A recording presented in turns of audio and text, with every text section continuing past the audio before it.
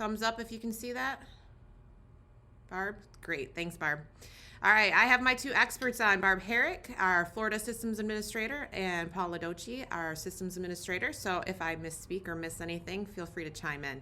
As always, we'll keep you all on mute, but if you have any questions, feel free to unmute or type them in the chat box.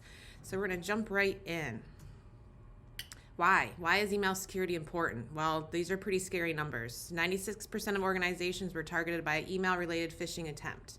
It's a lot. 75 ransomware has attacked 3 out of 4 organizations worldwide. And 93%, more than 9 in 10, are making use of artificial intelligence. So it's happening. It's happening in everywhere in which we operate. It's happening to us personally. It's happening to us professionally. And it's something that we need to be aware of. And it's something we need to help our agents be aware of as well, because we know they come to you, right? They bring their cell phone. Look, Ken Schmidt just texted me. Well, we know it's not Ken Schmidt. He's not asking for gift cards. So it's just about being aware, paying attention, and knowing what to look for and helping our agents do the same. The first one we want to look for is masquerading. And this is using the name of our leadership, like in the Ken Schmidt example, a coworker, an agent, a vendor that we work with. And you can see on the screen, this example just came up out of our Florida region. And it says the from is from Deborah Lyon, but it's not when you look at the email address. So don't look from the from name. Make sure you're always looking at the actual email address. That @alito.ne.jp screams scam. So make sure you're looking at the actual email address and not the name typed in, because anybody can type any name in that they want. It doesn't have to necessarily be that person. So make sure that you pay attention. The other one is at the bottom, a little bit smaller print to see, but this one is from order 761 at AOL, but then it says via coldwellbankercloud.onmicrosoft.com. Spam. And even though it says Coldwell Banker in it, Coldwell Banker Cloud is no email address in which we operate. So make sure that you are actually looking at the email address. I assure you no one from Coldwell Banker is going to be sending an email to you from AOL.com. Unless it's 1974, then possibly. Well, that's probably a little too early. Maybe 1985. Similar emails. This happened to us in our Florida market. This happened to an agent.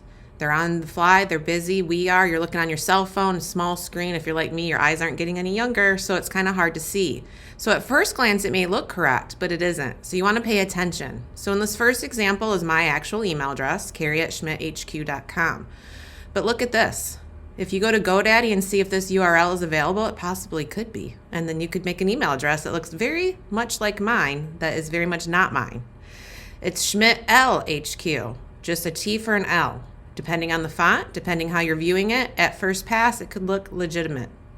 Second example is sort of along the same lines, marykay@hotmail.com versus marykay@h0 instead of O, T.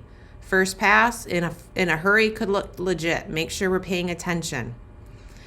Here's that last example, carrylynscomp@aol.com.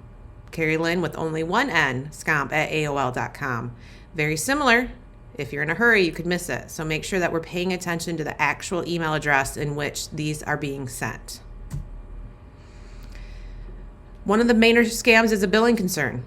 They use the company's real logo and name, but not the correct email address. Anybody can go to Google, anywhere online, and copy and paste a logo. It's not hard to do. So you want to make sure that you're actually looking at that from email address again. So in this example, it was Geek Squad, Total Security. There was a billing concern, they owed some money, references a phone number, which we'll get to in a minute, but look at this, it's from mail.ru, spam, ignore it. Along those same lines is a fake invoice. It uses a company's real logo and name again, but not the correct email address. So again, in this case, it's saying it's from Norton. It gives order information, but you can see it's from a spam gmail.com email address, not from Norton. So make sure, again, you're looking at the email address and not the name. A security concern, right? People like to prey on our insecurities. So same thing, uses the company's real name and logo, but not the correct email address. So from American Express, but it's from this www@gmail.com. Spam, right? Uses American Express, has a link with a secure message that they wanted somebody to click on. And you can see a secondary tip, if it's not to you directly and it's saying that you have a security concern or it's a billing concern, but it's to recipients or to all, that's also a red flag for scams. So you want to make sure that it's actually to you. If there's a link, don't click it. Always reach out if you have any questions. Don't click the link.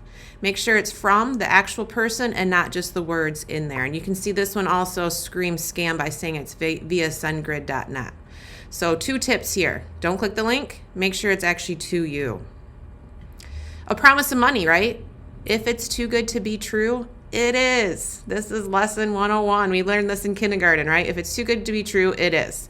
This one is pretty basic. I couldn't find a better example on the fly yesterday. Hello. Well, hi. How you doing there, Sharon? Reply to redeem your $870,000. That'd be great, right? Don't hit reply. It's scam. Along the same lines are unclaimed funds. Again, if it's too good to be true, it is. So in this particular one, it's from a Mr. Peter Cruz, right? Trying to sound official, professional. From delivery notification 112. Again, this was BCC'd. This was not sent directly to this person. It doesn't reference a name. It just says friend. And then it gives information for a Western Union money transfer. Spam. Doesn't care if he uses Mr. or not. It's spam. Spam via a trusted source. This one came out of to us from Florida as well. So this particular scammer went to Coldwell Banker Commercial, used the contact us form, and sent through a scam. So it's from a trusted source, right? It's from no reply at cbcworldwide.com. That's legit. It went to our commercial at cbparadise.com. Legit. You get down here into this email messages, and it's saying that we stole their image, that it's a copyright infringement, and that we need to download this Google APIS link, again a link, in order to see which image that we stole from them, that they are then going to sue us if we don't pay them. This is a scam. These ones are tough because we don't want to ignore them in case they are real. It came from Coldwell Banker Commercial, which is a legit source, a legit email, but the body of them email is scam. Again, any questions at all, let us know. If you go ahead and forward this to Barb or Paul or myself, if you have questions, you need to call us, because if it's being forwarded, our spam filters may pick it up.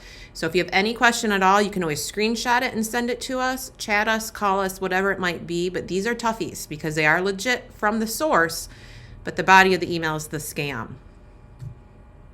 Contact numbers. If it looks spammy, don't call the number from inside the email address. Google the number of the company. This is a big one for our agents with wire fraud. Email looks like it's from a title company, references a number inside the email address. If it's a scam, that number is going to the scammer. It's not going to the title company. So if you need to call Woodland Title, don't take it from the email. Look up Woodland Title online, make sure it's a trusted source, and then go ahead and call that number to confirm the content of the email. In this particular case, it's a charge. There may be an issue. It references a number here, and it references a number here. Both are different numbers. Neither are legit numbers. So Google it. If you have an email that you're concerned about, that your agents are concerned about, Google the phone number for the sender. Don't use the phone number that's in the email address. Intimidation. This is a one for a phone, but it also could be over email, because if you do reply thinking it's legit, they may come back at you and intimidate you. Do not let somebody push you around. They may threaten you. They may say that you owe them money. They may say that the company owes them money. They may say that they're going to report you if you don't give them the answer that they want. Don't let them push you around. Immediately call a supervisor, a manager, Barb, Paul, myself, anybody in leadership. Call your RSC. Don't get pushed around. Get a second opinion. And if you're not sure, if it doesn't feel right and you're uncomfortable, please feel free to end the call. I'm so sorry, I'll have to get back to you, and click hang up. Do it as politely as possible, but you do not need to take these threatening phone calls. If it's an email that comes back and starts threatening things, immediately get those over to us so that we can assist you in that issue. So what questions do you have for me? I don't see anything in the chat box, so feel free to unmute if you have any questions. Again, these tips are good for professional, but also personal. We're getting tons of spam, right? I had 6 phone calls alone yesterday that were potential spam. So it's happening. It's out there. You just need to stay diligent. If you aren't sure, reach out. That's the best thing that you can tell your agents. If you're not sure, just reach out. No question is a silly question, because they are getting really good at some of these scams. In particular, I'm going to go back to this one. This one scared me. I actually sent this one on to our attorney. I didn't click the link. Never, don't click the link. Just don't click the link. But I did send it to her, and I said, this feels like spam, but just wanted to make sure, I got your second opinion. Get that second opinion. If you're not sure who to ask us. We'll help you figure it out. But again, keep diligent for this for yourselves and for your agents. Barb, Paul, anything I missed that you want to add? No? No, you did great. Thank you. Don't click the links. Don't click the links. Yes, do not click the links. Okay, well, if that's all the questions and concerns that we have for today, I'll let you back at it. I hope you have a great long weekend. Be safe, have fun with your friends and family, and we'll be back at it on Tuesday morning. Thanks everyone for your time today. I appreciate it. Bye now. Bye, Carrie.